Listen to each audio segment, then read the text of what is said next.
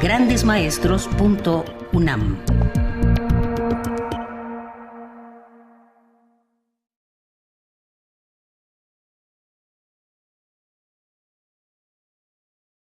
Bueno, muy buenas tardes a todos. Es un placer tenerlos aquí nuevamente.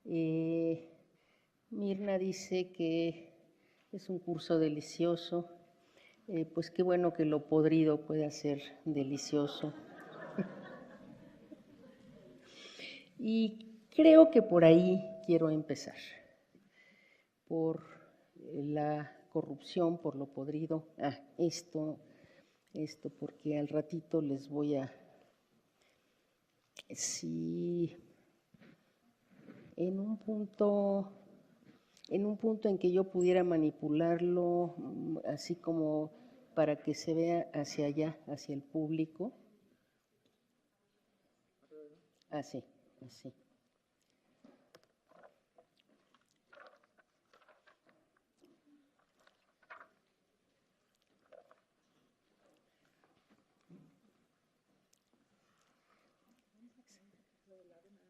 Si lo quisiera poner así abierto, es que les traje a enseñar, desde la vez pasada y luego se me olvidó, una de mis joyas, que es el facsímil de la edición del primer folio de 1623 de las obras de Shakespeare.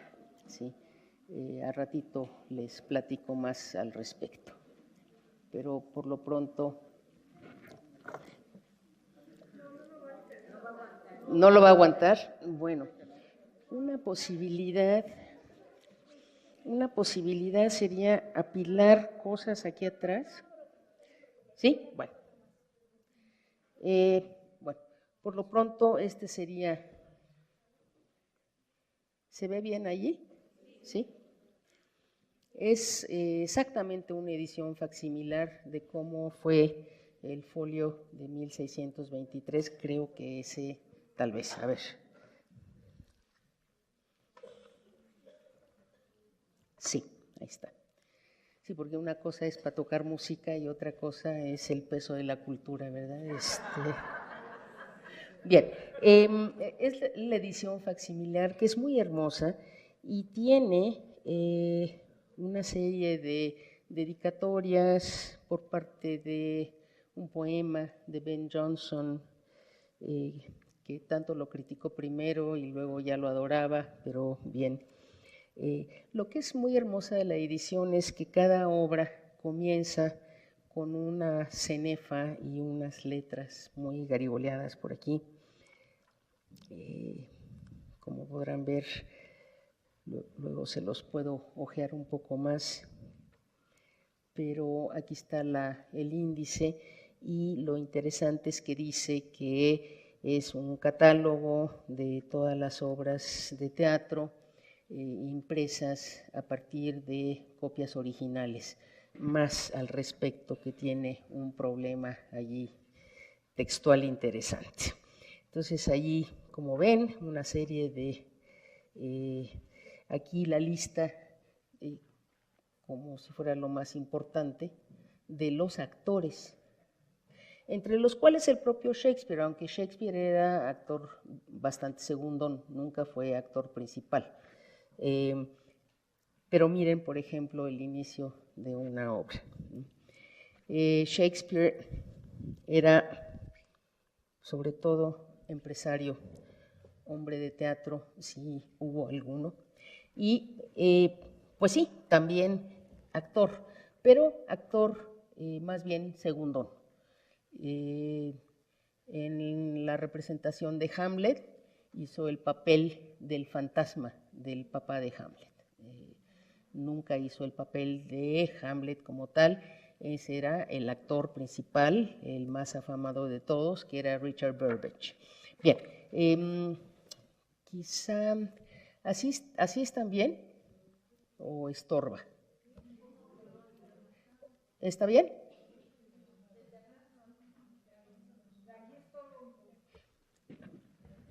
¿Qué tal que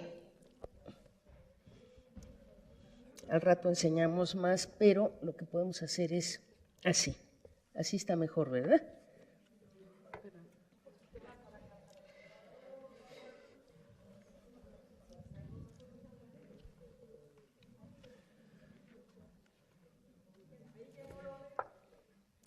Bueno, pero al rato que sea cuestión lo volvemos a acercar.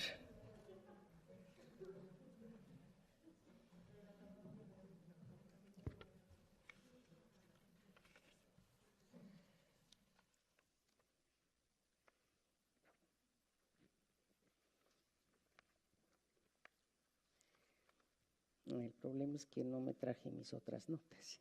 Ja. Bueno, perdón. No. Bueno, pues me acuerdo. No.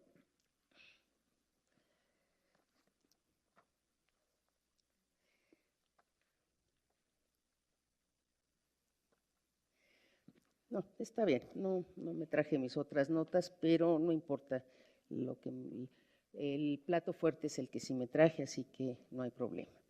Yo querría empezar hoy, antes de abordar un par de preguntas que me hacen aquí sobre Hamlet, sí. El tema mismo de la conferencia de la vez pasada, de la Hamlet y la corrupción, y que yo siempre he pensado que si alguna obra fuera la que se acerca más, la que resuena más en este país, es precisamente Hamlet. Sí. Porque estamos acostumbrados a oír los discursos que convierten este país en un país perfecto. ¿Se acuerdan de Foxilandia? Pero siempre ha sido así. Si uno hiciera el recuento de todos los informes presidenciales y de cuánta tierra se ha repartido cuando era el tema de moda, la repartición de la tierra, ya van como unos 7 pisos de México los que se ha repartido la tierra, ¿sí? Y así, nunca hemos tenido un sistema educativo tan bueno como hoy. Total, si no es Foxilandia, ahora es Peñalandia, pero miren esta obra de Shakespeare, y no el discurso de Claudio es proponer una Claudiolandia. Dinamarca está muy bien, todo estuvo perfecto. El funeral fue perfecto porque había la alegría ya del matrimonio previsto. Todo está bien en Dinamarca, solo que hay alguien ahí, esa voz humilde, esa voz de nadie, un guardia nocturno. ¿Quién es? Ni siquiera nos acordamos bien a bien del nombre y no importa, pero ese guardia nocturno nos dice que algo está podrido en Dinamarca. Y ese algo que está podrido en Dinamarca está soterrado, está oculto. Precisamente todo el punto de la obra de Shakespeare, que a pesar de las contradicciones estructurales que implica, porque habría que pensar que las obras de venganza en la época isabelina, que tenían un esquema bastante recurrente de un crimen que hay que resolver de alguna manera, que hay que vengar, que el encargado de la venganza tiene mucha dificultad de acceso al asesino y por lo tanto tiene que fingir locura para entonces no parecer peligroso y poder así, en un momento dado, cumplir la venganza. Ahora, ese es el esquema clásico de la tragedia española de Thomas Kidd, en la que abreva Hamlet. La estructura de Hamlet querría estar diseñada sobre ese modelo de tragedia de venganza. El problema aquí es que el discurso de la locura en Hamlet no solo no pasa inadvertido, sino que se convierte en el tema principal de la ansiedad y de la preocupación de Claudio. Es justamente porque se finge loco que Claudio comienza a sospechar. Entonces, es esa necesidad del discurso desquiciado, fingido, que permita pinchar el absceso de la corrupción oculta para que salga a la superficie. Hoy en día, lo malo es que Hamlet estaba solito y solo él lo podía hacer. Hoy en día están las redes sociales y entonces la corrupción soterrada aflora a pesar de los discursos de Foxilandia emblemática que es este país. Por otra parte, siempre he sentido que en este país la sensación de ahora sí, tiene que pasar algo, esto no se puede quedar así. Y siempre en el discurso vamos a ir en la investigación hasta las últimas consecuencias. Siempre es la sensación de ahora sí, algo tiene que pasar en este país. ¿Y qué es lo que pasa?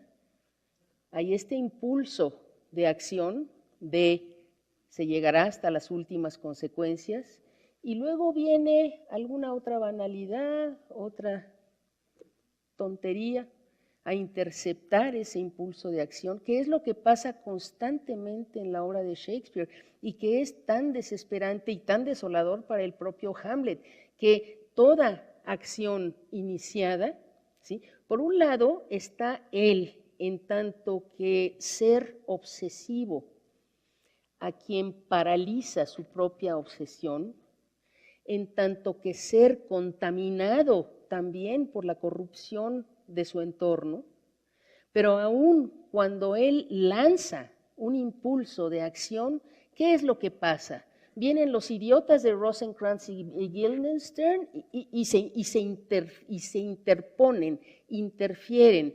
Viene Polonio y se atraviesa, de tal manera que todo impulso de acción en esta obra queda diluido, diferido y desactivado, por así decirlo, por la propia corrupción que circunda y que define a este país. Un poco quería yo que de alguna manera viéramos hasta qué punto Hamlet sigue siendo, digo, Shakespeare en general, sigue siendo, como diría Jean Cot, verdaderamente nuestro contemporáneo. Tiene cosas que decirnos aquí y ahora, y eso con todas las obras. Pero siempre he pensado que si alguna obra de Shakespeare nos define más y resuena más en nuestra realidad, ese es Hamlet, ¿sí? Ese es Hamlet, la de algo que está podrido en el país y que alguien tendría que pinchar, quizá con esa palabra puñal, con esa palabra verdad, con esa palabra desviada, porque es solo por la indirección que es posible restituir, ¿sí?, la salud del discurso. ¿Sí? La palabra que ha contaminado Claudio, ¿sí? Solo pensar qué fue lo que pasó con la palabra solidaridad, cómo se nos pudrió el significado de la palabra solidaridad al punto que ya nadie la quiere usar. Las palabras también se pudren. Y también es necesario regresar a la palabra purificadora, aquella que restaña, ¿sí?, las heridas del lenguaje. Y por eso es tan importante en Hamlet que Horacio cuente su historia. Por eso es tan importante en Hamlet el lugar que tiene la obra dentro de la obra, porque es solo por medio de esta ficción que de alguna manera se refleje, donde se refleje la realidad, que la podredumbre puede surgir y puede ser limpiada. Entonces, no es sino, había yo dicho también, y creo que es importante abordarlo aquí, el problema del fantasma. Es un fantasma que es el fantasma del padre de Hamlet, sí, pero curiosamente, a pesar de que en el momento en que Hamlet padre revela el asesinato, Hamlet hijo dice que borrará todo de las tabletas de su memoria y que solo quedará en su memoria, en su mente, la necesidad de la venganza. Y sin embargo, no le cree bien al fantasma. ¿Por qué no? ¿Sí? Hay la posibilidad de que este espíritu sea un espíritu contaminado también. Y el problema con el fantasma del padre de Hamlet es ese, que es un espíritu sospechoso. Primero, porque es un espíritu vengativo. Segundo, porque es un espíritu que sigue enamorado. Eso es problemático, ¿sí? Me cuidas a my queen, ¿sí? Mi reina, mi reina. Y luego, cuando el espíritu del padre de Hamlet se va por abajo, no sube, sino baja. Y sabemos culturalmente en Occidente que el espacio está axiológicamente doblado por un valor. Arriba está el cielo, abajo está el infierno. Arriba lo bueno, abajo lo malo. Entonces el hecho de que el fantasma de Hamlet Sr. Se vaya como alguien culpable en cuanto canta el gallo, ¿sí? Que también es indicativo de espíritus malignos, los espíritus malignos, como más tarde Drácula, etcétera, otros espíritus o seres malignos responden mal a la luz del día y salen huyendo en el momento en que canta el gallo. ¿Por qué tendría que salir huyendo el fantasma del padre de Hamlet en el momento en que sale cantando el gallo si no hubiera algo turbio en ese fantasma? ¿Sí? Por otra parte, cuando se le vuelve a aparecer para instigarlo a la venganza, a decirle, hombre, ya te tardaste, I have come to chide your tardy spirit, le dice, se le aparece solo a él y no a la madre. Tiene toda la intención de proteger a la madre del horror del otro mundo y sin embargo expone al hijo desde el principio que le dice que él le podría contar unos horrores tales que se le congelaría la sangre y sin embargo no lo hace, pero lo suficiente, le dice lo suficiente como para cumplir y culminar el trabajo de contaminación que ha sufrido Hamlet ya en este país. De tal suerte que el padre mismo está en el origen de la corrupción, ¿sí? No es un fantasma confiable, por así decirlo. Es lo único que explica la necesidad de que Hamlet escriba una obra de teatro que de alguna manera reescriba una obra que él ya conoce, de Mousetrap, para representarla frente a Claudio como un espejo y ver cómo reacciona. Solo la palabra dramática consigue darle a Hamlet la certeza de que en efecto Claudio es el asesino. Y solo la palabra relato podrá curar las heridas del nombre de Hamlet. Entonces el valor que tiene la palabra para Shakespeare es enorme. Y bueno, me llegaron aquí una serie de palabras aquí, de palabras que hacen mundo, que me tomaría, creo, demasiado tiempo ir rastreando hasta su origen etimológico para ver los significados, pero pues gracias a quien me lo hizo llegar. Una pregunta que se hizo la vez pasada y que ya no hubo tiempo de contestar era si Ofelia está vacía de sí misma O sea, que eso es algo que yo dije.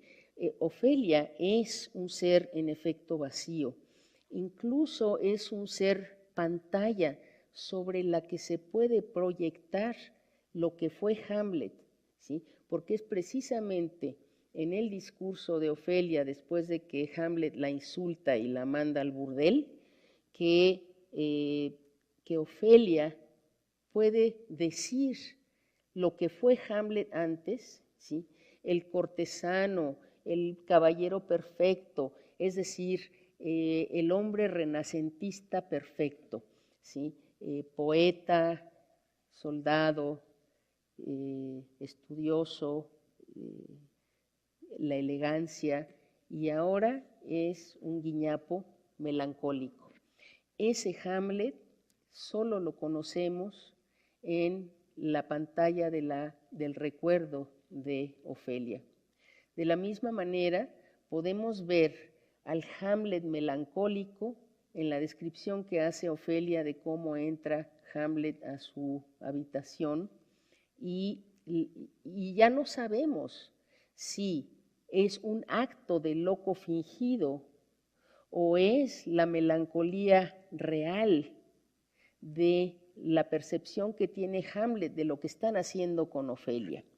Pero la pregunta es interesante porque dice que, ok, esta Ofelia pasiva, que nunca tiene una opinión, que no sabe qué decir, nunca puede opinar nada, que ni siquiera en su locura tiene una palabra propia, puesto que su locura está hecha de los jirones de la lengua de las flores y de las baladas obscenas, que si esta Ofelia vacía implica que eso es lo que quiere decir la inocencia y la pureza para Shakespeare, y yo diría que definitivamente no. Tan solo habría que poner en una galería a 3 mujeres más o menos de la misma edad para ver la diferencia. 3 mujeres igualmente inocentes, ¿sí? Pero con un carácter totalmente diferente. Ofelia, Julieta, Desdémona. En las 3 podría decirse que lo que las caracteriza es la inocencia, que las caracteriza la pureza y la fuerza del amor, ¿sí? de un amor absolutamente no contaminado, puro, y que sin embargo tienen una personalidad tan propia, un carácter tan fuerte, que se oponen a quien sea. Julieta incluso se atreve a desafiar a la muerte, no solo a los padres, no solo se rehúsa a casarse con Tybalt, sino que está dispuesta a arriesgarse a la muerte con tal de tener lo que ella quiere y sabe que es lo que ella quiere. Lo mismo puede decirse de Desdémona. Ahora eso es lo que un poco el tema de hoy, ¿sí? Pero Desdémona no es ninguna niña tonta ni ninguna niña vacía. Lo que es patético, y yo podría decir que precisamente por eso en la obra Romeo y Julieta, que por razones que ahorita no me quiero meter porque es cuestión de nunca terminar, que no es estrictamente una tragedia, si alguien tiene una estatura trágica en esa obra, esa es Julieta, no Romeo. Romeo es más bien un ser patético, un ser débil. Interesante que ahí el que es débil es Romeo, no Julieta. Julieta es fuerte. Julieta tiene la estatura trágica. Si no fuera por otras razones que en este momento preferiría no abordar, porque entonces nos pasamos toda la sesión definiendo los criterios de tragedia. no de tragedia griega, sino de tragedia isabelina. Pero el caso es que Ofelia, por eso es el contrapunto de Hamlet, ¿sí? Es el personaje patético. Patético precisamente por esta enorme debilidad, por esta inocencia, pero la inocencia no es lo mismo ni equivale a esa debilidad. Es inocente, es pura, pero desgraciadamente sucumbe ante los embates perversos y corruptos de su padre, ¿sí? Y tal vez hasta de los de Claudio, porque hay un momento en que Hamlet le dice a Polonio que, pues, que si tiene una hija, que la cuide, que no salga mucho al sol. Y cuando uno lee Shakespeare, uno sabe que el sol nunca es el sol siempre es el rey, ¿sí? Es decir, el sol no es meramente un fenómeno meteorológico, es simbólico siempre de todas estas jerarquías en las que el sol siempre equivale al rey. Entonces, cuida a tu hija que no le dé mucho el sol, porque le podrían salir gusanos. Entonces es verdaderamente las imágenes de pudrición y de corrupción en Hamlet son pavorosas. Esto podría sugerir, no hay muchos más indicios al respecto, pero podría sugerir que la lascivia de Claudio no solo se centra en Gertrudis, sino tal vez incluso en Ofelia, puesto que en la locura de Ofelia, cuando habla con baladas obscenas, hay ciertas indirectas que podrían sugerir que el rey también ha tenido sus que veres con ella. Bien. Otra pregunta, y con eso tal vez dejo ya Hamlet, es si podría ahondar, por lo menos abordar a estos pobres de Rosencrantz y Guildenstern, que son personajes muy interesantes, son parte de toda la red de espionaje y duplicidad de la que está hecho Hamlet. Evidentemente, yo solo traté uno de los temas importantes en la obra de Hamlet, que es la corrupción y la parálisis, pero habría que también, se podría abordar desde muchos otros ángulos, desde el ángulo del tema de la confianza y la desconfianza, del espionaje. Si se fijan, todo el tiempo están espiando a Hamlet. Si no lo espía Polonio, lo espía Claudio, lo espían Rosencrantz y Guildenstern, pero todo el mundo están espiándolo y están siempre detrás de las cortinas, ¿sí? Y en el caso de Rosencrantz y Guildenstern, que incluso Greimas diría que se trata de un actante dual, porque estrictamente hablando no son dos actores, sino una sola función cumplida por dos personajes que da igual cómo se llamen. Incluso hay un momento bastante grotesco en que el rey, al llegar Rosencrantz y Guildenstern, les dice: "Thanks, Rosencrantz and gentle Guildenstern". Y la reina les dice: "Thanks, Guildenstern and gentle Rosencrantz". De tal manera que el saludo simplemente se cruza sobre los nombres y el adjetivo gentle va para, de manera totalmente, pues, despersonalizada. Da igual que el gentle sea Rosencrantz o que el gentle sea el Guildenstern, ¿sí? Hay una cómica sudafricana maravillosa que hace una parodia de Hamlet y la pone como ópera de Verdi, y dice que, claro, Verdi nunca la escribió, pero a ella qué le importa, de todas maneras la va a cantar. y dice que se llama Hamleto or prosciutino. Y hay un momento en que dice esta mujer, con este acento sudafricano que es como más papista que el Papa, dice, y Rosencrantz que van y que vienen, ¿se acuerdan de Rosencrantz? ¿Sí? Remember Rosencrantz and Guildenstern? ¿Sí? Well, nobody knows what they do in the play, but what they do together. ¿Sí? Esta sensación de ¿a qué vinieron? ¿Sí? Claramente vinieron porque los llamó Claudio.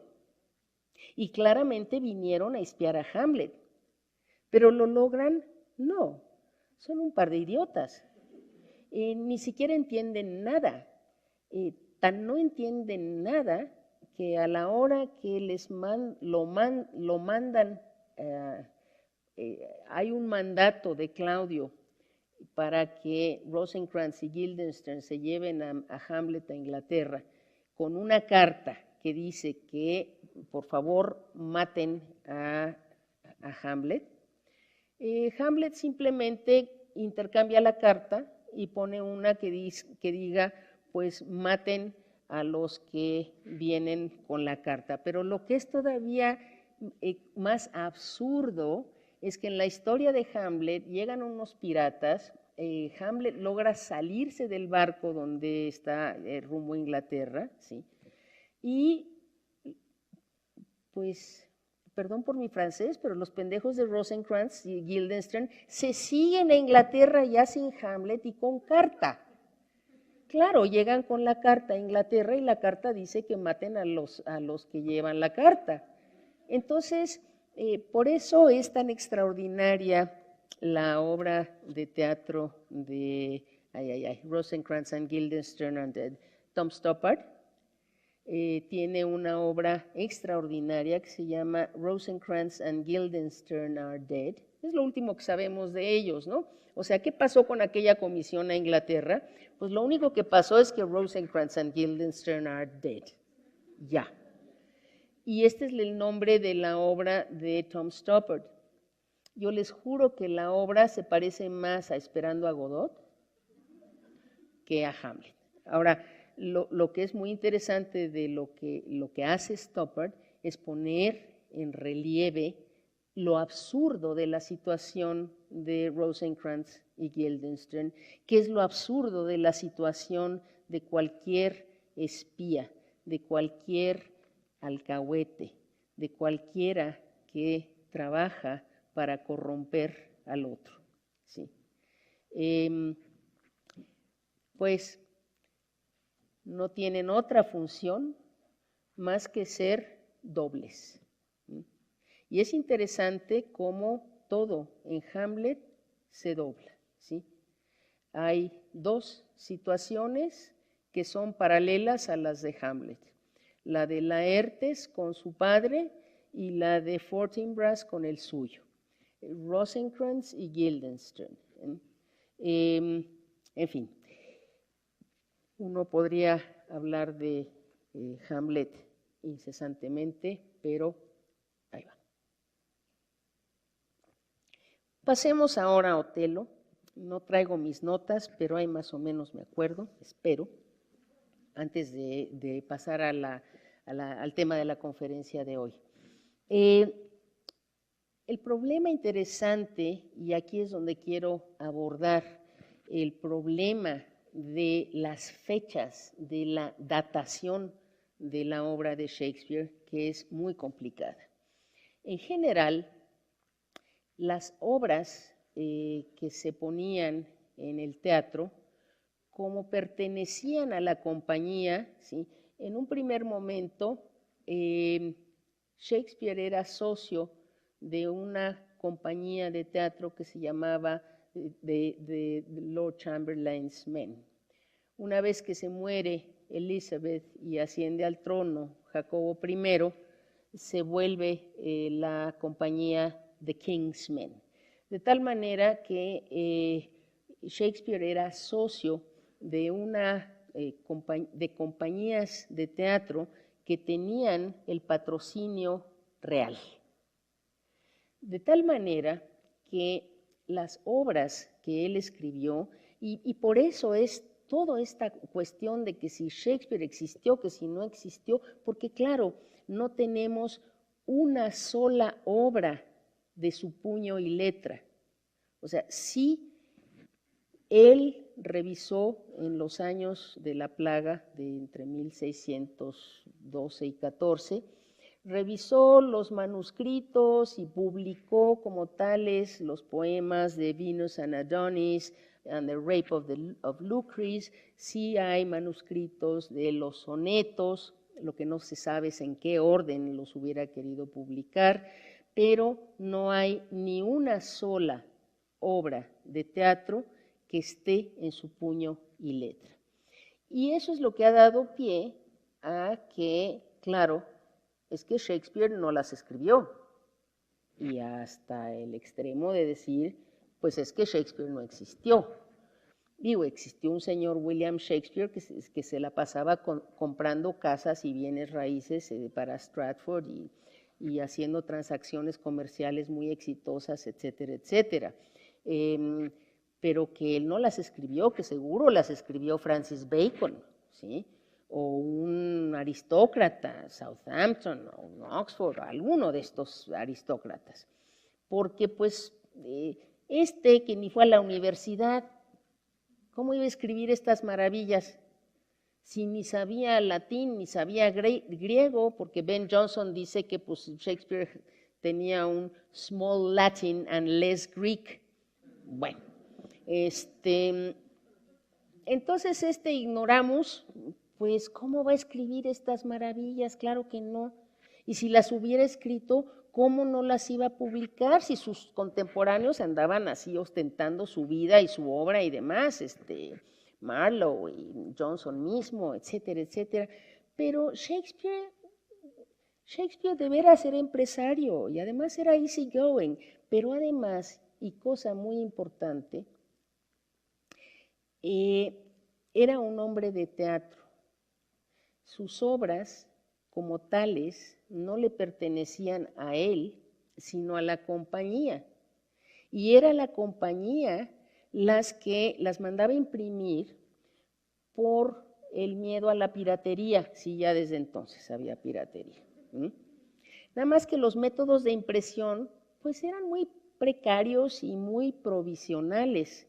Iban a la papelería, al stationers, ¿sí?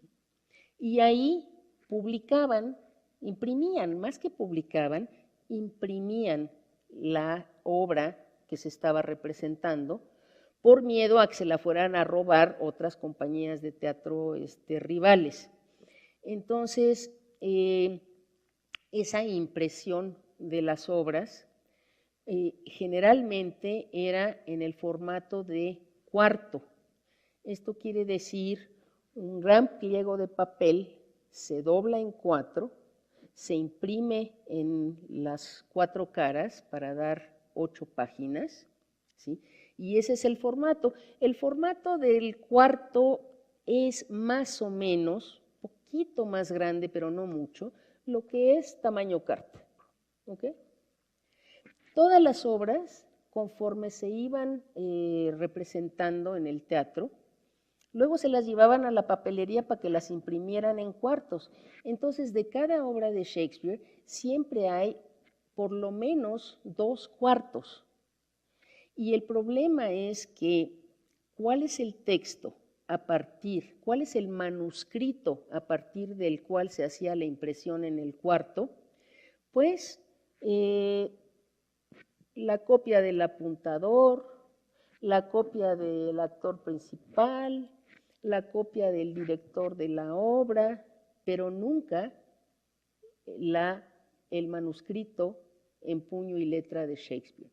Eso es lo que es muy extraño y muy interesante, ¿sí? Y por eso, luego se apresuraban, iban e imprimían un cuarto que resulta que es un bad quarto. Entonces, en los estudios de Shakespeare, que son muy complicados y que esos ya llevan 400 años, ¿sí? Ustedes tendrían que ver si tienen la curiosidad de buscar las ediciones Variorum, así con B chica, la edición Variorum de cada una de las obras de Shakespeare, verán que son tomos de este tamaño para cada una de las obras de teatro, de tal manera que si la obra de teatro tiene 30 páginas, toda la edición tiene 400 páginas. ¿Por qué es la discusión? De que si el cuarto 1 es el cuarto bueno o es el cuarto malo, y si el cuarto 2 es el malo o es el bueno, y cuál es la diferencia, y en qué difieren, y esta palabra y la otra palabra, de tal manera que cuando muere Shakespeare, hay el reconocimiento a su obra, desde luego que hay el reconocimiento, incluso Ben Jonson. Bueno, de las primeras, cuando Shakespeare llega a Londres y empieza a tener un éxito enorme, uno de sus contemporáneos, Robert Greene, dice que hay un advenedizo, ¿sí? Un tal que está agitando la escena, Shakespeare, ¿sí? Y que es un upstart crow, ¿sí? Como un cuervo advenedizo, que se está comiendo los escenarios, que cómo se atreve. Había mucha rivalidad con Shakespeare, mucha admiración, mucha rivalidad, mucho desprecio. Esto de que fuera tan ignorante, de que no supiera latín y griego, qué barbaridad, de que no hubiera ido a la universidad, qué barbaridad. Pero a Shakespeare parece no haberle importado mayormente. Él estaba feliz haciendo sus transacciones, tratando de alejarse lo más posible de la esposa. Si quieren saber todo el chisme al respecto, el capítulo del Ulises de James Joyce que tiene que ver con la biblioteca, Scylla y Charybdis, no, mentira, ese no es. ¿Quién se acuerda cuál es el capítulo de Scylla y Charybdis? Pero Scylla y Charybdis es el de la ciudad, ¿no? Ah, no, ese es las rocas flotantes, es cierto, muchas gracias, sí. El de Scylla y Charybdis, que es el capítulo de la biblioteca, hay toda una teoría enloquecida de Joyce respecto a por qué Shakespeare deja en su testamento la cama de segunda mano para su esposa. Pero es cierto, ahí está el testamento, le deja la second best bed. O sea, ¿eso qué quiere decir? Yo no sé. Pero en fin, Shakespeare hizo un testamento muy formal, tenía hijos, el único hijo hombre que significativamente se llama Hamnet, ¿sí? Como me lo recuerdan acá, significativamente, ahora sí que como diría Julieta, what's in a name, pues bueno, Hamlet, y entonces eso también, les encanta hacer biografías a partir de las obras de Shakespeare. Como no hay nada más que transacciones y dineros y testamentos donde deja una cama de segunda mano a la esposa, pues entonces hay que hacer la biografía de Shakespeare a partir de las obras. Entonces, pues que si el hijo, que si el padre asesinado, que si el hijo Hamlet, que si Hamlet y Hamlet, en fin. Sí.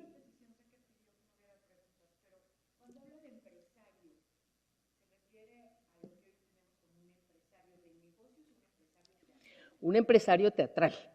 No, era un empresario teatral, porque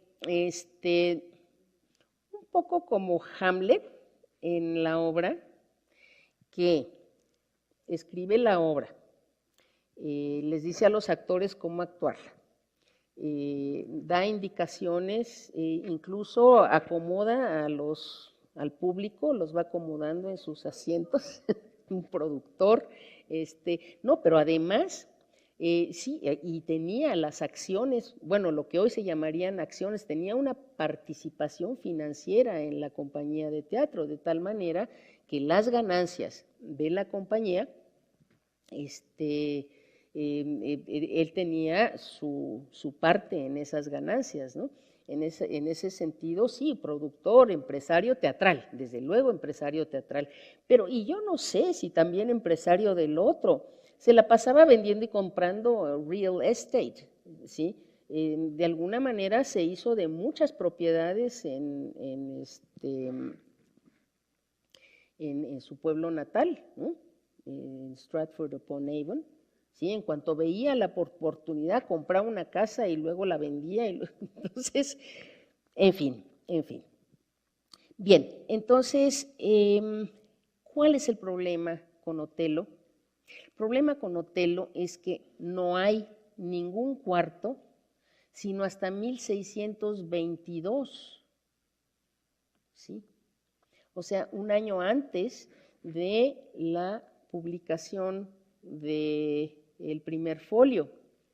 Nunca se hizo una impresión de Otelo, de tal manera que todavía en 1790, uno de los grandes estudiosos de Shakespeare, Malone, decía que probablemente Otelo se había representado en 1611.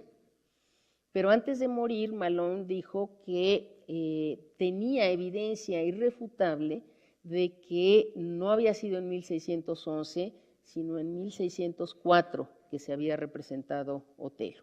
Desgraciadamente no dejó Malone dicho cuál era esa evidencia irrefutable, pero estudiosos subsecuentes con tests mecánicos de versificación por el análisis del tenor y la atmósfera de la obra, etcétera, etcétera, han determinado que probablemente 1604 es una fecha más adecuada con respecto a la representación de esta obra.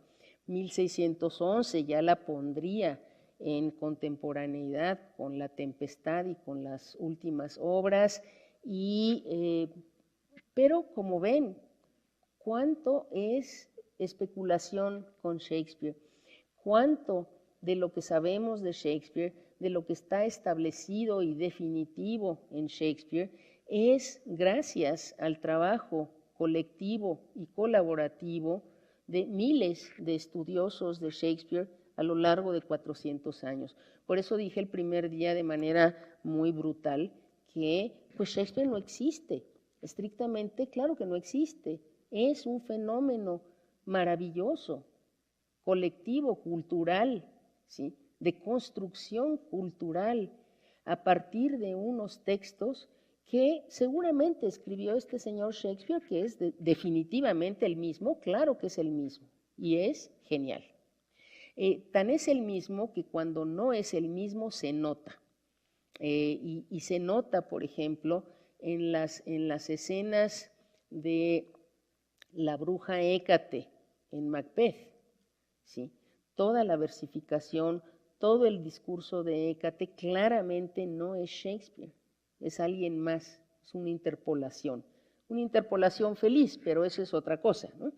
Pero que hay ahí una mente, una sensibilidad individual, definitivamente sí, que es este señor, que así medio pelón, ni siquiera sabemos si de veras era así de pelón, porque todos los retratos de Shakespeare son muchos años después de su muerte. No hay ningún retrato de Shakespeare hecho en vida de Shakespeare. Entonces, pues es especulación.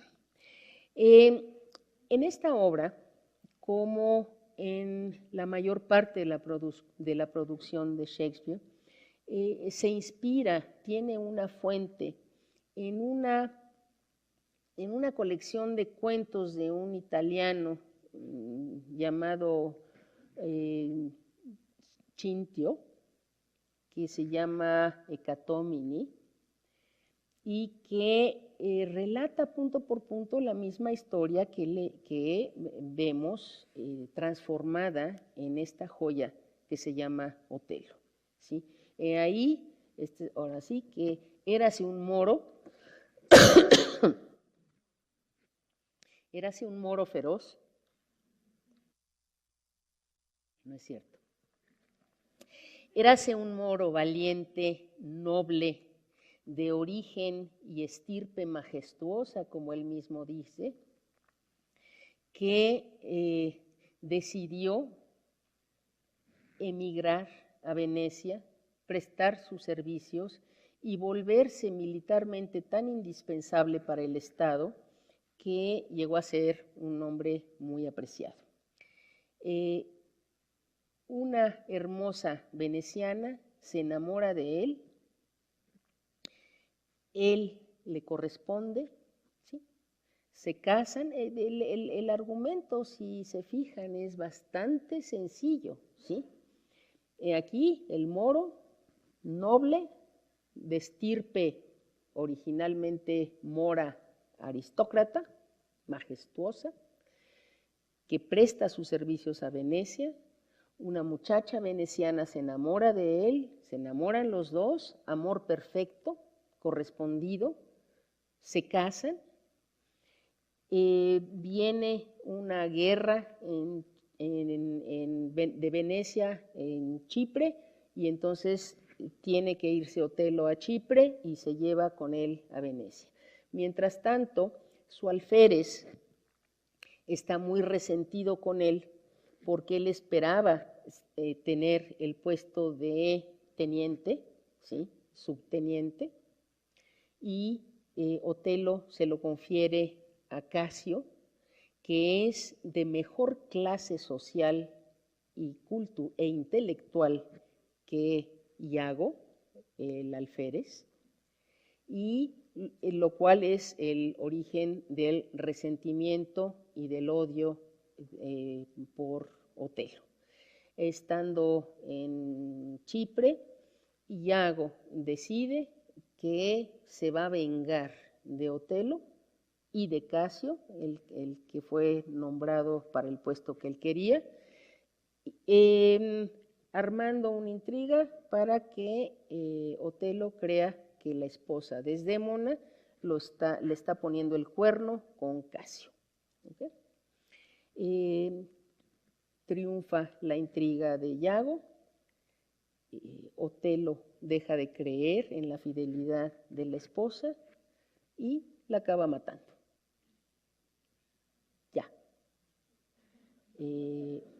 Ahora, lo que es muy interesante es que si uno lee el cuento de Chintio, es un cuento tan sin chiste, entre otras cosas porque Iago pues simplemente se venga de Otelo porque él estaba enamorado de Desdémona y Desdémona no le hizo caso. Entonces ya para empezar ahí, el personaje de Iago queda totalmente desinflado. Por otro lado, Iago y Otelo, los dos se complotan para matar a Desdémona. Como siempre en Shakespeare, si uno se toma el tiempo de ir a ver cuáles son las transformaciones que hace Shakespeare del material original, son extraordinarias. Nunca sus tramas, sus historias son originales. Sabemos muy bien que la originalidad es el mito que inventó el romanticismo, ¿sí? Los trágicos griegos nunca fueron originales, siempre reescribieron las historias ya contadas. Entonces, en Shakespeare no hay historia no contada, siempre todas las tramas de Shakespeare son originalmente historias ya contadas que Shakespeare toma como materia prima para transformarlas en las joyas que conocemos. Otra notación interesante aquí es que el texto de Chintio no se tradujo al inglés sino hasta 1700 y pico. de tal manera que Shakespeare lo tuvo que haber leído o en italiano o en francés, que eran las traducciones, la única traducción que había en su época. En 1585 sale la traducción al francés. Entonces, pues bueno, Shakespeare tenía small Latin, less Greek, pero tal vez un poquito de español, tal vez un poquito de italiano. Como siempre con Shakespeare todo es especulación, pero que sabía más de lo que parece es evidente, y que sabía menos de lo que parece también. Así que hay un misterio grande. Bien, entonces voy al tema de hoy, que he llamado el insoportable peso de un pañuelo, conflictos raciales, culturales, de género y de clase en Otelo de William Shakespeare. Pocas obras de Shakespeare han dado pie a tantos y tan agrios debates sobre el primitivismo de Otelo, su brutalidad y al mismo tiempo su credulidad, su estupidez. Después de todo es negro, si es que se acepta que es totalmente negro. El debate ha llegado incluso a abordar sobre el grado de negritud de Otelo, considerando que después de todo es el moro y por lo tanto no debería ser tan negro, sino más bien morenito, como los gitanos, pues. Igualmente airadas son las descalificaciones a Desdémona, niña ingenua, crédula, débil, tonta, en fin, toda la tragedia, desde tales perspectivas racistas y sexistas, no es más que el resultado nefasto de los matrimonios interraciales y de la falta de juicio y debilidad de la mujer. En lo que respecta al racismo, hoy en día nuestro sentido de la corrección política no nos impide hacer comentarios tan abiertamente racistas, pero todavía en el siglo XIX y a principios del XX no había freno para ellos. Incluso a Coleridge le horroriza la idea de que Otelo sea un auténtico negro, a veritable negro, y dice, sería monstruoso imaginar siquiera que esta hermosa muchacha veneciana pudiera enamorarse de un verdadero negro. Hasta ahí Coleridge. Más extremo y absurdo es el comentario supuestamente crítico de una tal Miss Preston de Maryland. Y dice Miss Preston, al estudiar la obra Otelo, siempre he imaginado al protagonista como un hombre blanco.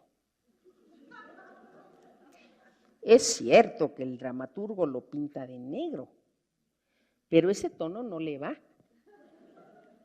Es una mera decoración escénica, sic, es una mera decoración escénica que mi buen gusto descarta. Una falla cromática desde el punto de vista artístico.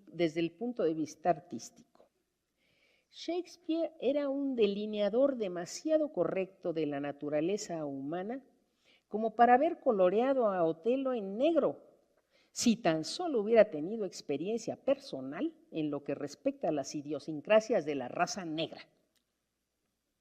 El retrato de Otelo es una de las pocas pinceladas erróneas salidas del pincel del gran maestro, la única falla en una obra impecable. Otelo era un hombre blanco. Ya. Miss Preston Dixit. Bien. En el siglo XX y aún en nuestros días, si bien ya no es la negritud de Otelo la que está en el primer plano de nuestra percepción de la obra, su bestialidad sigue campeando, con lo cual no podemos sino admirar el genio de Iago, quien logró crear un ser a su imagen y semejanza. porque al decir no soy el que soy, I am not what I am, él mismo se define como la negación de Dios. Así, la criatura de ese Dios negativo es un carnero negro, un semental de Arabia, una bestia que hace con Desdémona el animal de 2 espaldas y nada más. Porque para este consejero supuestamente civilizado y blanco, el amor no puede ser otra cosa que pura bestialidad. Es irónico que la creación de este demiurgo veneciano, Iago, la verdadera bestia primitiva, oculte a la percepción y juicio último del público el exquisito refinamiento del primer Otelo, porque paradójicamente Shakespeare hace del moro el único hombre ecuánime, consciente de su estirpe majestuosa. Otelo es capaz de desarticular conflictos por medio de la razón, por medio del poder de la palabra, incluso del poder poético de la palabra. Guarde en sus brillantes espadas, dice, antes que el fresco de la madrugada las oxide. Es extraordinaria la ironía de Shakespeare. Confronta la ecuanimidad del supuesto bárbaro, moro, extranjero, con la estridencia supersticiosa del veneciano supuestamente civilizado, Brabantio, el padre de Desdémona. Y si vemos el primer texto, dice Brabantio, I'll refer me to all things of sense, if she in chains of magic were not bound, whether a maid so tender, fair, and happy, so opposite to marriage that she shunned the wealthy curled darlings of our nation, would ever have to incur a general mock, run from her guardage to the sooty bosom of such a thing as thou, to fear, not to delight. Judge me the world, if 'tis not gross in sense that thou hast practiced on her with foul charms, abused her delicate youth with drugs or minerals that weaken motion. Es Brabantio, el veneciano civilizado, quien se comporta como un salvaje supersticioso.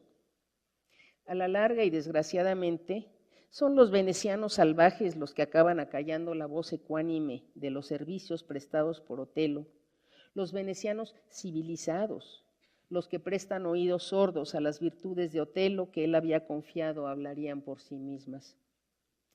Es, finalmente, el demiurgo salvaje, Iago, no Shakespeare, quien se impone en la construcción de la bestia celosa, Otelo. Genial puesta en escena, casi como un mise en abîme, de la lucha entre el dramaturgo real, Shakespeare, y el dramaturgo de ficción, Iago, para darle el triunfo al de ficción.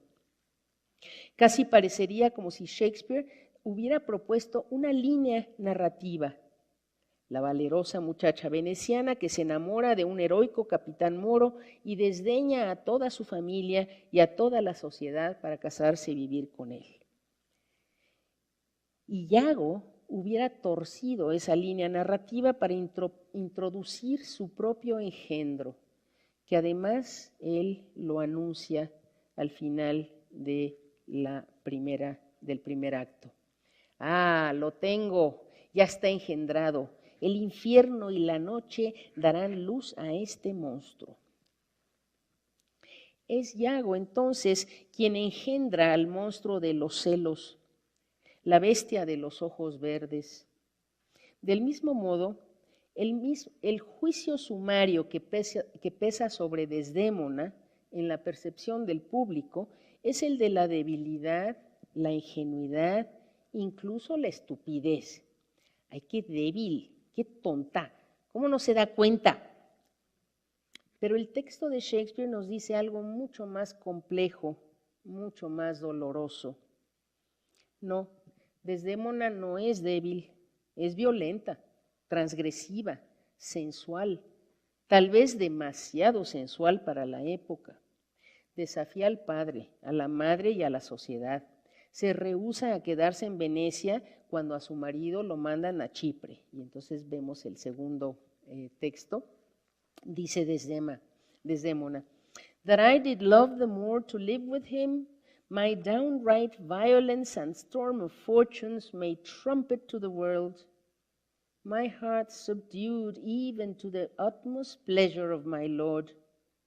I saw Othello's visage in his mind, and to his honors and his valiant parts did I my soul and fortunes consecrate, so that, dear lords, if I be left behind, a moth of peace, and he go to the war, the rights for which I love him are bereft me, and I, a heavy interim, shall support by his dear absence. Let me go with him. My downright violence and storm of fortunes. La frase es clara.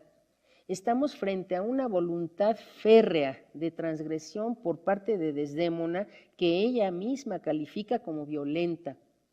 La abierta desobediencia, la huida, la inusual elección de marido, el matrimonio clandestino, todo en ella apunta a una mujer fuerte, que sabe lo que quiere y que a nada teme. Ahora que su marido se va a la guerra, ella no quiere quedarse como polilla de la paz. Y nótese el desprecio por la pacífica sociedad veneciana a la que pertenece, Moth of Peace. Ella quiere la aventura, el riesgo, los ritos encendidos del amor, porque habrá que insistir que el deseo carnal es profundo y con la misma claridad lo expresa. My heart subdued even to the utmost pleasure of my Lord. Conceder el placer extremo es desear el placer extremo. Y sin embargo, en el discurso de Desdémona se oye una nota disonante. Contemplé el rostro de Otelo en su espíritu. He ahí el punto de quiebre. He ahí lo que explica que la mujer fuerte, independiente, aventurera y temeraria sea incapaz de ver la transformación del ser imaginario que ella ha concebido en el monstruo de ojos verdes que construye Iago para su perdición. Porque lo que Desdémona ve en Otelo, en efecto, no es el rostro, no es el hombre de carne y hueso, eso no es más que una envoltura. Lo que ella ve es una historia, un relato 1000 veces contado, un relato de aventuras épicas con el que Otelo se ha forjado su propia identidad. Y no es que Otelo mienta cuando cuenta su historia. Al igual que tantos exploradores y conquistadores del siglo XVI, la experiencia vivida acaba siendo narrada dentro de los moldes narrativos conocidos de la épica tradicional o de los libros de caballerías.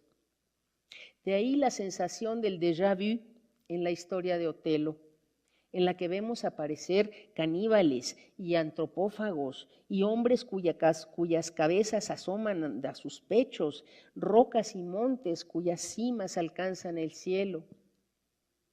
Tales aventuras nos hacen ver en Otelo a un nuevo Odiseo. Es de este héroe épico de quien se enamora Desdémona. Es este el relato que se fija en su imaginación y en su deseo y ya no podrá cambiarlo por otro. Más aún, se trata de una identidad narrada, como diría Paul Ricoeur, que tal vez ella querría para sí misma. De ahí que sea tan sugerente la ambigüedad de lo que dice Otelo que dijo Desdémona al oír su relato. Además de los suspiros y las loas, Desdémona deseaba que el cielo le hubiera hecho un hombre así. Y en inglés la oración es maravillosa. She wished that heaven had made her such a man. La deliberada ambigüedad en la sintaxis inglesa es fascinante. La posición del pronombre her, that heaven had made her such a man, permite la doble función de objeto directo e indirecto, de tal manera que la oración significa simultáneamente que Desdémona desea que el cielo la hubiera hecho a ella un hombre así, objeto directo, o bien que el cielo hubiera hecho para ella un hombre así, objeto indirecto. Evidentemente el contexto dramático, la manera en que entiende Otelo la plegaria, es en el segundo sentido, y es por ello que el moro se atreve a declararle su amor. En español, la función doble no es tan evidente, pues hay la distinción entre el pronombre para objeto directo, la, y pronombre para objeto directo, le, de tal manera que es o bien que el cielo la hubiera hecho un hombre así, o que el cielo le hubiera hecho un hombre así. Pero gracias al enojoso leísmo de los españoles, que se las dan de purismo lingüístico, gracias al leísmo enojoso de los españoles, la diferencia entre objeto directo e indirecto se ha ido desdibujando, de tal manera que la traducción deseaba que el cielo le hubiera hecho un hombre igual, se entiende en ambos sentidos como objeto directo y como objeto indirecto. Un hombre igual, un hombre así, despierta hoy resonancias de género interesantes que ya estaban latentes en la sintaxis y en la construcción del personaje de Desdémona en Shakespeare. Así, en la ambigüedad de la sintaxis está inscrito el deseo de Desdémona por la aventura, por los actos heroicos, por una vida de acción y no la triste vida de polilla de paz que lleva en Venecia. No, Desdémona no es una mujer débil, ni Otelo un crédulo estúpido. En todo caso, toda Venecia lo sería, pues no hay un solo personaje que no esté convencido de la honestidad de Iago. No, la tragedia de Otelo y de Desdémona, aunque de maneras diferentes, es que ambos están atrapados en el relato que se han forjado de su propia identidad y que no son capaces de cambiarlo ni de darse cuenta de que un poder perverso y manipulador ha desviado el curso de su historia. En el caso de Otelo es aún más fácil para el gran manipulador. Otelo, deseoso de pertenecer a la sociedad veneciana, ha aprendido todas sus formas con enorme habilidad. Su talento militar lo ha hecho indispensable para el Estado, pero no ha aprendido a socializar y es mucho mayor que Desdémona. Una carencia, un punto ciego, una grieta por donde Iago meterá cuña para demoler la identidad occidental que tan cuidadosamente se ha construido Otelo. Pasamos al siguiente texto. Dice Iago, I know our country disposition well. In Venice they do let heaven see the pranks they dare not show their husbands. Their best conscience is not to leave it undone, but keep it unknown. La semilla insidiosamente plantada rinde sus frutos cuando Otelo comienza a cambiar su propia historia, cuando él mismo comienza a poner énfasis en su color, su edad, sus carencias sociales, su no pertenencia. Y el siguiente texto, el cuarto. Haply for I am black, and have not those soft parts of conversation that chamberers have, or for I am declined into the vale of years, yet that's not much. She's gone, I'm abused, and my relief must be to loathe her. En inglés, incluso la referencia a su negritud es más explícita. Haply for I am black. Valdría la pena hacer notar en este momento que la extensión semántica de la palabra black en la época de Shakespeare era mayor que en la nuestra. De ahí los debates en torno a qué tan negro era Otelo, considerando que era moro. De cualquier manera, raza, entorno y edad acaban por socavar la identidad narrada de Otelo, sus méritos y virtudes, el orgullo de su estirpe. Así, poco a poco Yago manipula, improvisa, tuerce el relato conocido para superponer otro, grotesco, pero posible, que a la larga destruirá la identidad de Otelo. El siguiente texto, por favor, que es el 5. Le dice Yago a Otelo, "She did deceive her father marrying you, and when she seemed to shake and fear your looks, she loved them most. And so she did. Why, go to then, see that, so young, could give out such a seeming to seal her father's eye up close as oak. He thought it was witchcraft, but I am much to blame. I humbly do beseech you your pardon for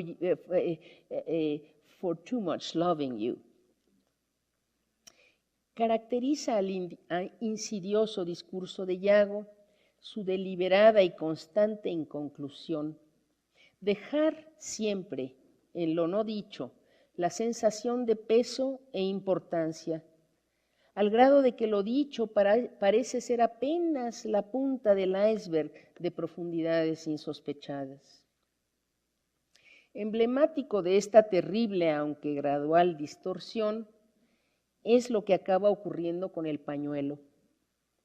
En el relato romántico heroico es el primer regalo del enamorado a su prometida. Un hermoso pañuelo bordado con motivo de fresas y nada más. En un momento dado, Desdémona pierde el pañuelo y se preocupa por el valor sentimental del regalo. Pero tras la oscura cuña distorsionante de Yago, el valor del pañuelo se revierte a la magia y a la superstición, es decir, a la supuesta primera identidad de Otelo, lo cual es perturbador, porque esa es la que ya le había dado Brabantio y la que ahora le ha construido Yago. Identidad narrada que entra en conflicto con aquella que se había construido Otelo como hombre noble, valeroso y sensible. Ahora vuelve el Otelo supersticioso y salvaje. El siguiente texto, el 6. "That is a fault. That handkerchief did an Egyptian to my mother give. She was a charmer and could almost read the thoughts of people. She told her while she kept it, 'twould make her amiable and subdue my father entirely to her love. But if she lost it, or made gift of it, my father's eye should hold her loathed, and his spirit should hunt after new fancies. She, dying, gave it me, and bid me, when my fate would have me wife, to give it her. I did so, and take heed on it. Make it a darling like your precious eye. To lose it or to give it away were such perdition as nothing else could match.' Is it possible?" dice Desdémona. "'Tis true, there's magic in the web of it. A Sibyl that had numbered in the world the sun to course 200 compasses, in her prophetic fury sowed the work. The worms were hallowed that did breed the silk, and it was dyed in mummy which the skillful conserved of maidens' hearts." Sibilas, egipcias, hechiceras, magia y bálsamos destilados del corazón de una virgen han tomado el lugar de las hazañas épicas. ¿Es posible tal cosa?, exclama Desdémona. ¿Quién se negará hasta el final a cambiar la identidad narrada de su esposo porque implicaría cambiar la propia, que está tejida con los mismos hilos heroicos? Conforme avanza la obra, el peso narrativo del pañuelo crece, se convierte en el acto principal de esa otra obra de teatro que Yago monta en dos momentos, uno visual, otro auditivo, con Casio y Bianca en los polos, para darle a Otelo finalmente la prueba ocular que tanto desea. Finalmente, el intolerable peso del pañuelo lo lleva al paroxismo de los celos y de un ataque epiléptico que lo convierte en la bestia que Yago ha estado preparando con tanto cuidado. Doloroso es el final del Moro, exiliado de sí mismo, sin más identidad que la de la bestia en la que Yago lo ha convertido. Solo le queda una plegaria, que alguien cuente su historia. Y les puse otra vez el texto del discurso de Hamlet como último texto para que lo cotejen después. Como Hamlet, el nombre de Otelo está herido y necesita una historia que lo pueda restañar. Entre tanto, él ya no es nada y solo le queda hablar de sí mismo esquizofrénicamente en primera y en tercera persona al mismo tiempo. Y vemos el último texto, dice, "Soft you, a word or two before you go. I have done the state some service and they know it. No more of that. I pray you in your letters, when you shall these unlucky deeds relate, speak of me as I am, nothing extenuate, nor set down aught in malice.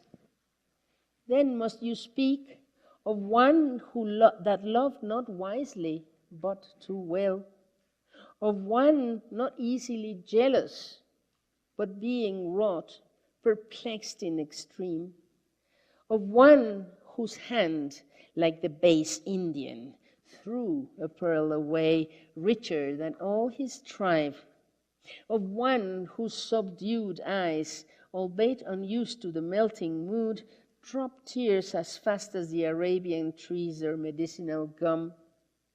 Set you down this, and say besides that in Aleppo once, where a malignant and a turbaned Turk beat a Venetian and traduced the state, I took the throat that circumcised the dog and smote him thus, y ahí se apuñala. Ya desde que pide que cuenten su historia, Otelo se ve a sí mismo como otro. Habrán de contar sobre un hombre que no amó con prudencia, sino con exceso. Pero ese otro comienza a multiplicarse racial y culturalmente. Otelo es al mismo tiempo un indio vil, un turco maligno, un perro circunciso, lo cual inmediatamente alude a los judíos. De esta manera esquizofrénica, Otelo es yo y toda la mezcla desordenada de extranjeros, racial y culturalmente otros. Él es la bestia que golpeaba a un veneciano o a una veneciana, porque claro, en inglés no hay género para Venetian, y que alude claramente al asesinato de Desdémona. Otelo es la bestia que golpeaba a una veneciana. Y Otelo, regresando a su yo occidental, dice, cogí del cuello a ese perro circunciso y lo apuñalé. Yo y el perro circunciso es uno y el mismo. El turco traidor y asesino es el mismo yo, Otelo. Otelo no solo se da muerte en un acto que equivale a asesinar al otro, sino muere en medio de una identidad anulada, centrifugada en todos los otros bárbaros, racialmente estigmatizados y temidos. Aquel noble Otelo, que tuvo origen en una estirpe majestuosa, aquel que decía que sus virtudes, su rango y su alma incuestionable no dejarían duda de quién era, Hoy no es más que un pobre hombre sin historia, un perro circunciso que él mismo apuñala. Nadie. No soy el que soy, dice Yago. Yago, principio de negación absoluto. Otelo es su obra, a imagen y semejanza suya. Nadie, nadie, nada queda, ni siquiera los jirones de un pañuelo en el detritus de una identidad perdida. Muchas gracias.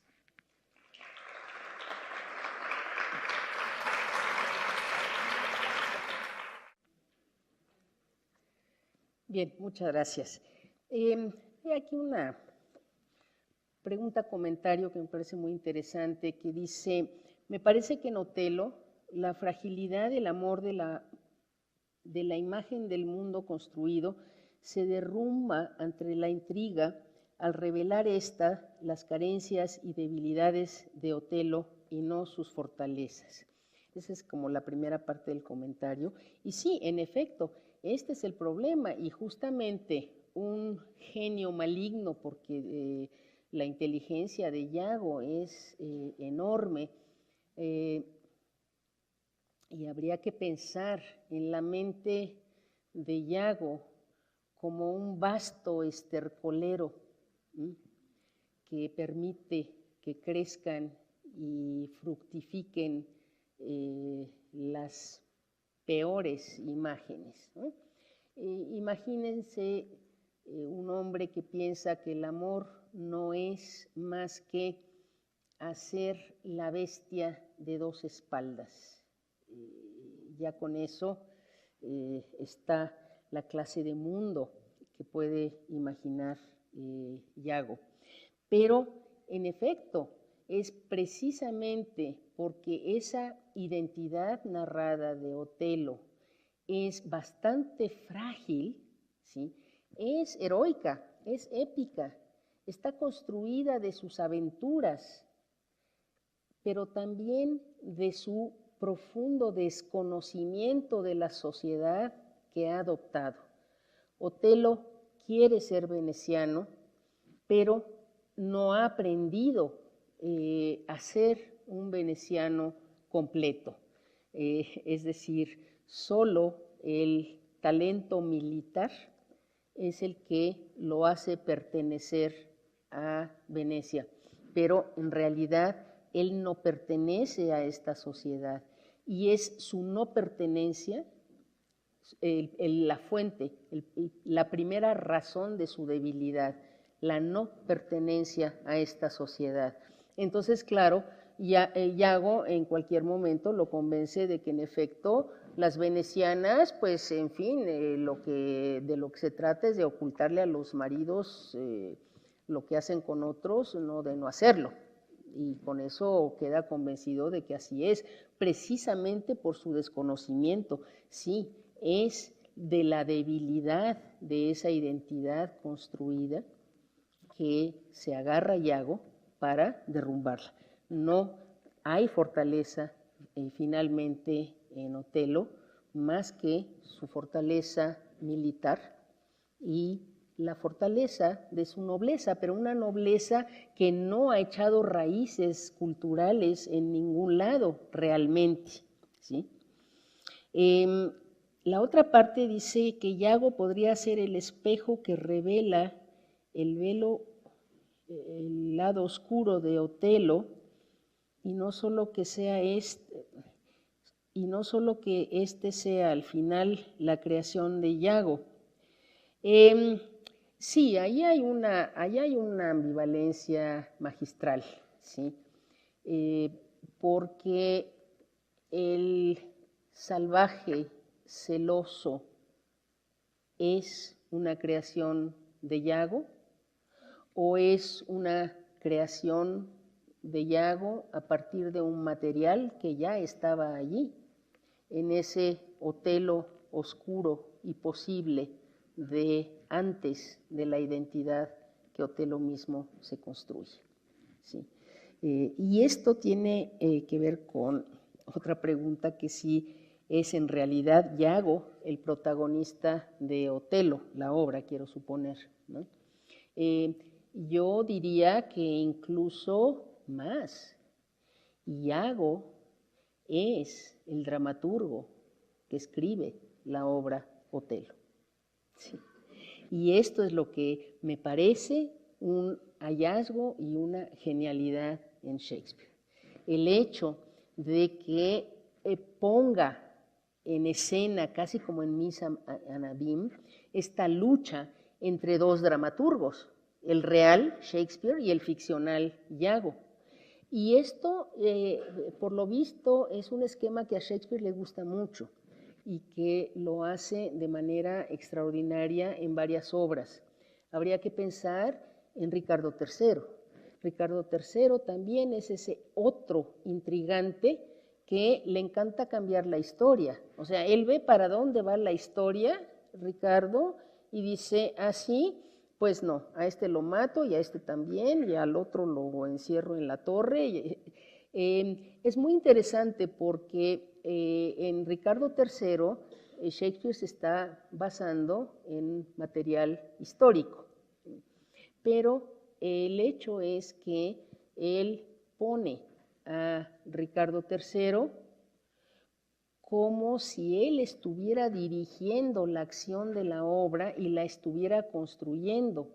E incluso en su primer soliloquio dice que él ya tiene plots, que es muy bonito como en inglés la palabra plot remite, bueno, es la intriga, pero tanto la intriga teatral como la intriga cortesana.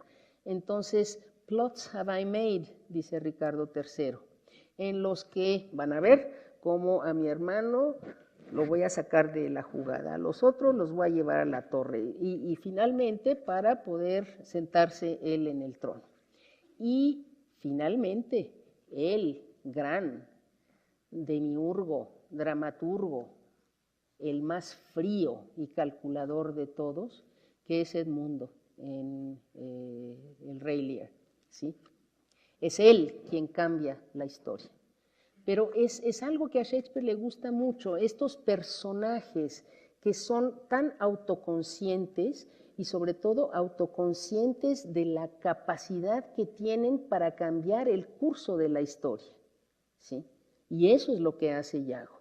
Iago tuerce el curso de esta historia tal y como parecía estar dirigida, ¿no?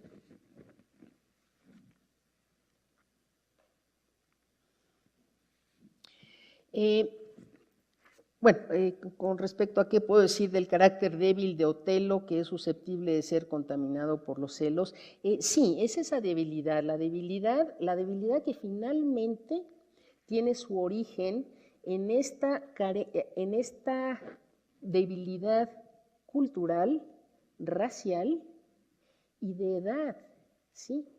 La inseguridad le viene también de la edad, no nada más de que es negro, sino de la edad, ¿sí? Esta debilidad, ¿sí? Y una peculiar y característica obsesión de Otelo, que lo hace en cierto sentido un ser muy primario, ¿sí? Él necesita ver para creer, ¿sí? Necesita la prueba ocular. Él nunca caerá en este estado de celos si no se lo demuestran. Y Iago, que es un maravilloso productor teatral, monta una obra de teatro. Le dice, sí, mira, tú ponte aquí, ¿m? Y lo pone donde pueda ver, pero no oír lo que Iago va a hablar con Casio, el supuesto amante de Desdémona. Y entonces, claro, Iago se pone a hablar con Casio y a burlarse de Bianca. Pero claro, Otelo está allá, ve que el tema es sobre una mujer, no sabe quién es, pero se ve que se está burlando. Y luego en otro momento también lo pone de otro lado para que ahora ve, ¿sí? Y ve cómo Casio se está burlando y despreciando el pañuelo y se lo dice, ay, no, Bianca, tú, a ver qué haces con este pañuelo. Entonces, claro, eso es lo que necesitaba Otelo, la prueba ocular. Ese es el problema de Otelo, pero nada más de Otelo. ¿Cuántos no somos así de ver para creer? De si no vemos, no creemos. De ¿cuántos no necesitamos la prueba ocular? Es muy fácil, ¿no? Además, esta prueba ocular la va preparando Yago con mucho cuidado, incluyendo narraciones voyerísticas extraordinarias, porque comienza diciendo, bueno, es que si no me cree, pues un día estábamos en una campaña militar, estábamos Casio y yo en la misma cama y dice uno, wait, ¿sí? Y Casio habla dormido. Entonces, mientras dormía, Casio hablaba con Desdémona y hablaba y decía que cómo podían acabar con usted y poder realizar su amor. Y en su pasión, Casio me abrazaba y me besaba y ponía su muslo entre mis muslos, lo cual nos lleva a algo mucho más interesante, que podía haber sido tema de esta conferencia. ¿Qué es lo que quiere Yago? Uno de los problemas más graves de esta obra es el de la motivación. ¿Por qué? ¿Por qué? En el cuento de Chintio, pues es muy fácil. Yago estaba enamorado de Desdémona y de coraje de que Desdémona no le hizo caso, le tiende esta trampa para destruir a Desdémona. ¿Ok?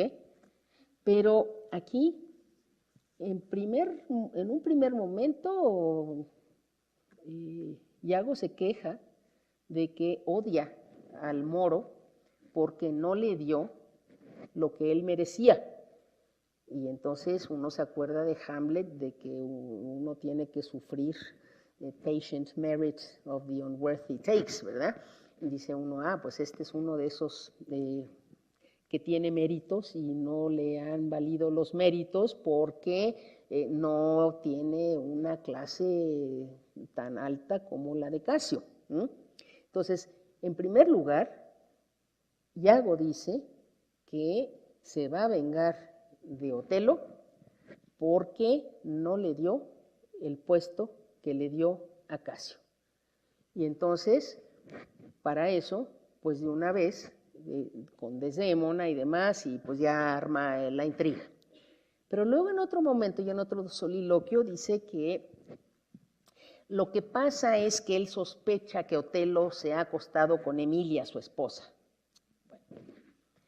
Y en otro momento, en otro soliloquio, dice que en realidad él, Yago, quiere con Desdémona.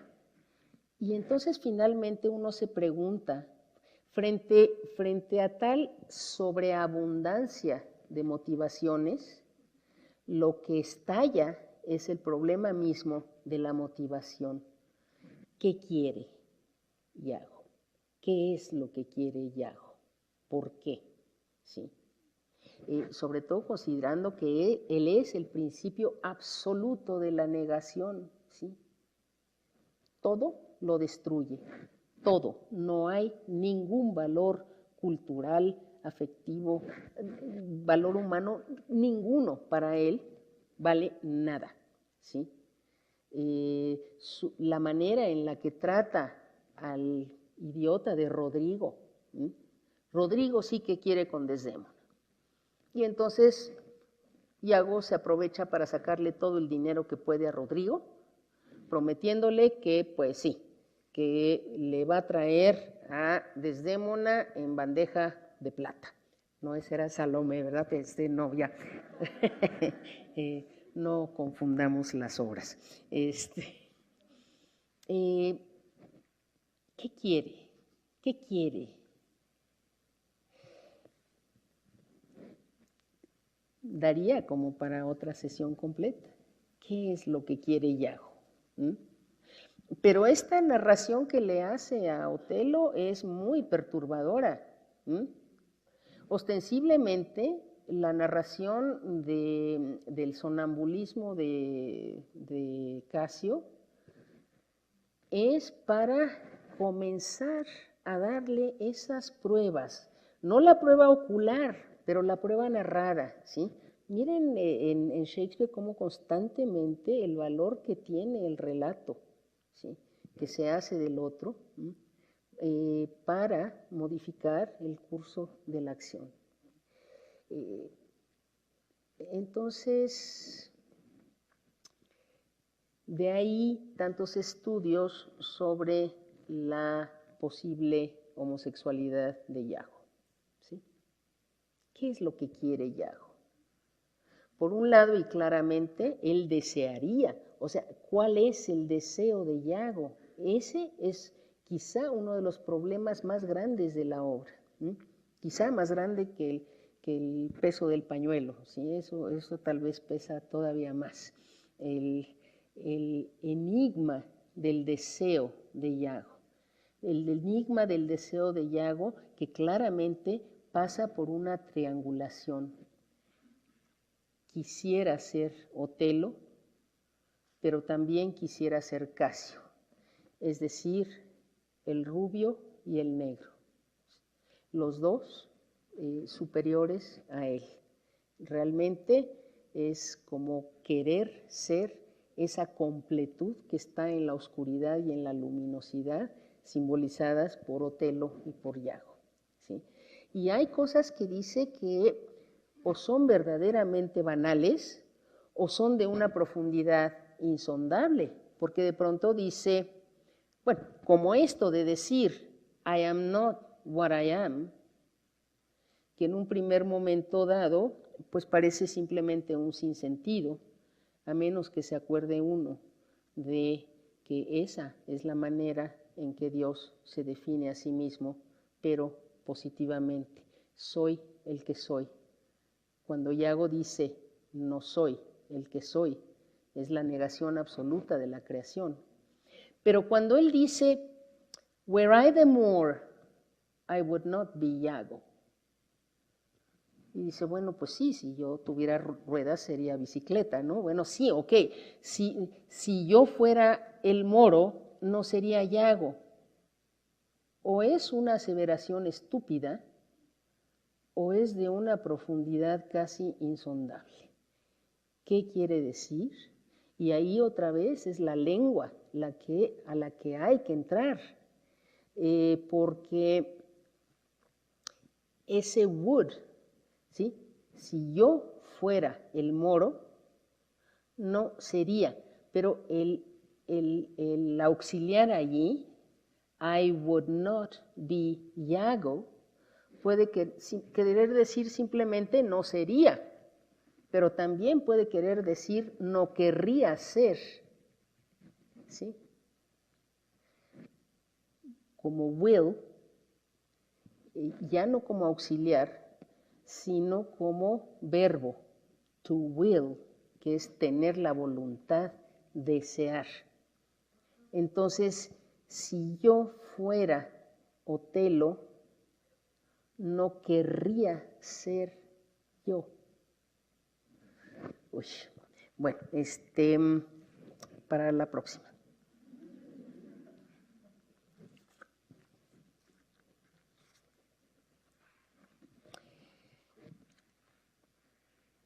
A ver, perdón. Emilia, la esposa de Iago. Hay un personaje problemático también, un personaje muy secundario, como pueden ver, ¿sí? Simplemente, pero ¿hasta qué punto cómplice? Porque ella sabe que Iago le robó el pañuelo a Desdémona y no habla sino hasta el final, ¿sí? ¿Por qué no habla hasta que ya es demasiado tarde? ¿Por miedo? ¿Por complicidad? ¿Sí? Estas son las finuras del pensamiento de Shakespeare que permiten que incluso en un personaje tan secundario como en Emilia se abran, ¿sí?, la posibilidad de profundidades insondables de carácter. ¿Sí?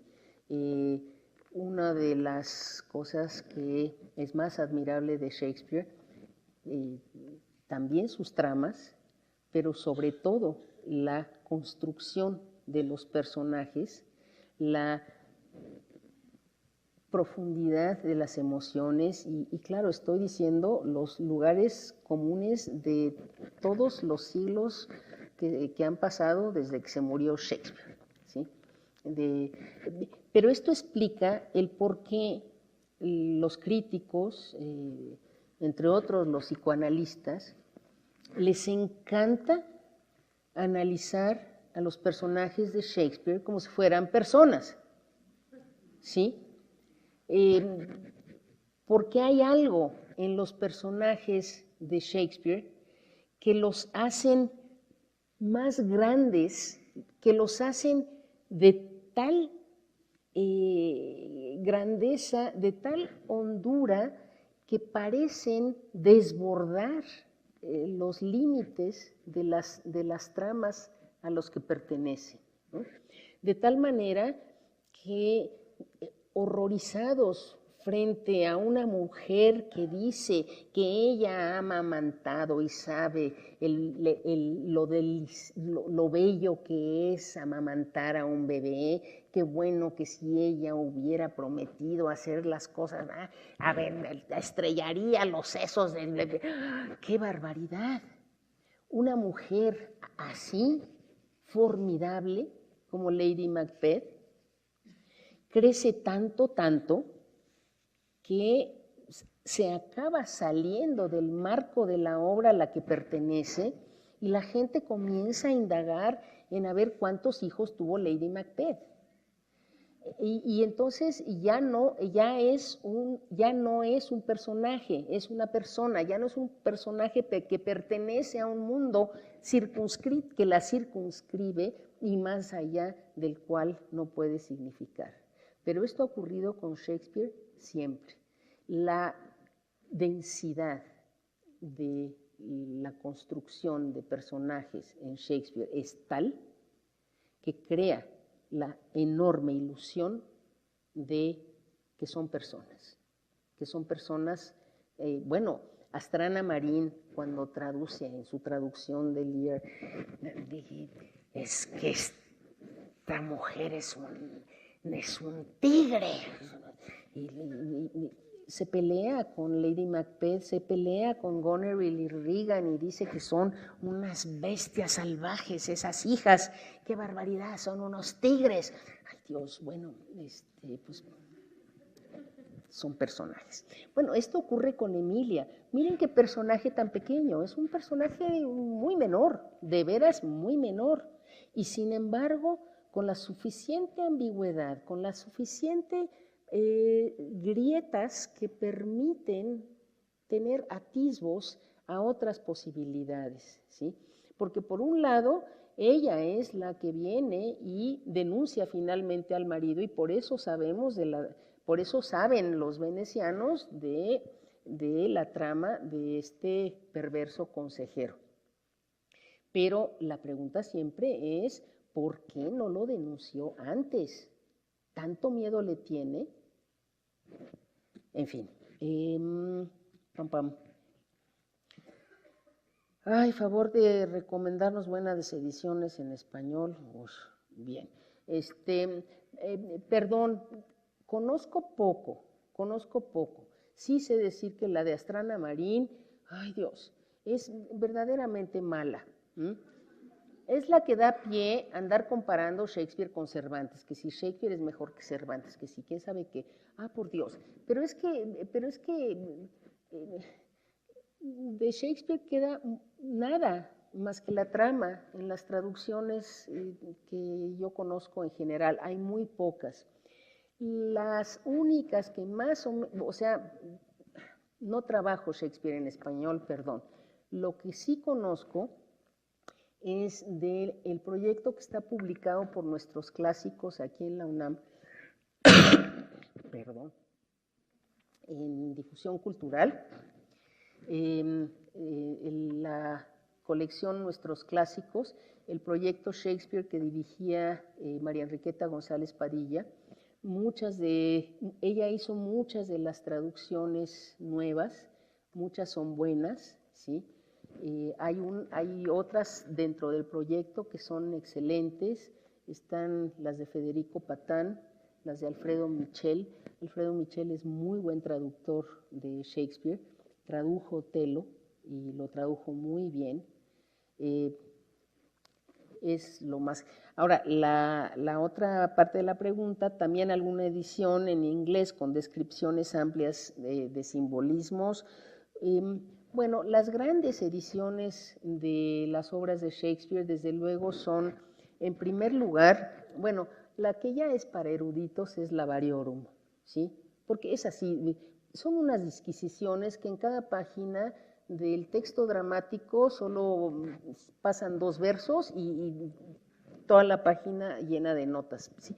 Pero esta, que es las ediciones de Arden, The Arden Shakespeare, las de Cambridge, el Cambridge Shakespeare, y las de Oxford, esas son las mejores, ¿sí?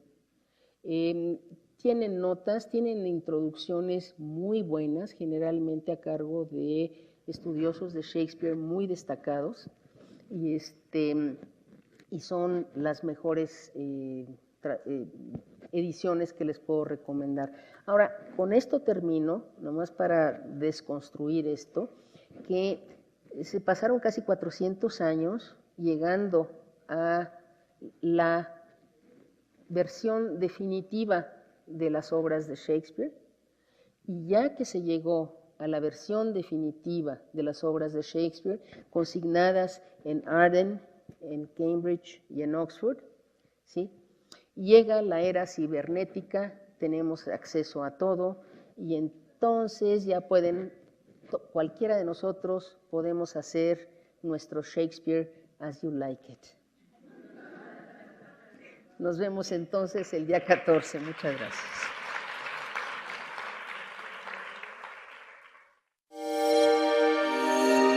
grandesmaestros.unam